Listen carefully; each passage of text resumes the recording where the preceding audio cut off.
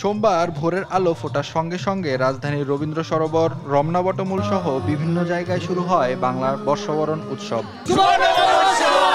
এদিন নারীরা সেজেছেন লাল সাদা শাড়ি, কাচের চুড়ি, দুলমালায় বাঙালিয়ানা সাজে। অনেকের মাথায় শোভা পেয়েছে রজনীগন্ধা, বেলি ফুলের গাজরা। পুরুষের গায়ে শোভা পাচ্ছে একই রং নকশার পাঞ্জাবি। আমার খুবই ভালো লাগছে এখানে এসে, আমার পরিবার সহ আমি এখানে এসেছি, আমি খুবই আনন্দিত এখানে এসে।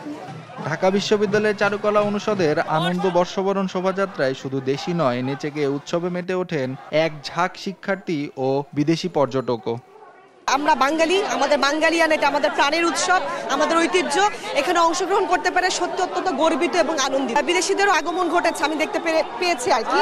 তো খুবই ভালো লাগছে, তারাও আমাদের বাঙালিদের এই যে ঐতিহ্যের সাথে একত্রিত হয়ে একতা প্রকাশ করছে। অনেক সুন্দর হয়েছে সবকিছু এবং বৈচিত্র্যপূর্ণ। ঢাকা দক্ষিণ সিটি কর্পোরেশন নগর ভবন প্রাঙ্গণে আয়োজন করে বৈশাখী বর্ণাঢ্য আনন্দ শোভাযাত্রা ও পান্তা ইলিশ উৎসবের। জুলাই অভ্যুত্থান নিয়ে যেগুলো অবয়ব তৈরি করা হয়েছে সেগুলো খুবই ভালো লেগেছে। সবচেয়ে ভালো লেগেছে ফ্যাসিস্টের অবয়বটি। হ্যাঁ, খুবই ভালো লাগছে। নতুন বছর সবার জন্য কল্যাণ ও সমৃদ্ধি বয়ে আনুক। কেবল আনুষ্ঠানিকতাই নয়, আমাদের চিন্তা চেতনা, মনন ও প্রাত্যহিক জীবনেও বাংলা নববর্ষ প্রাসঙ্গিক হয়ে উঠুক, এই প্রত্যাশা সকলের।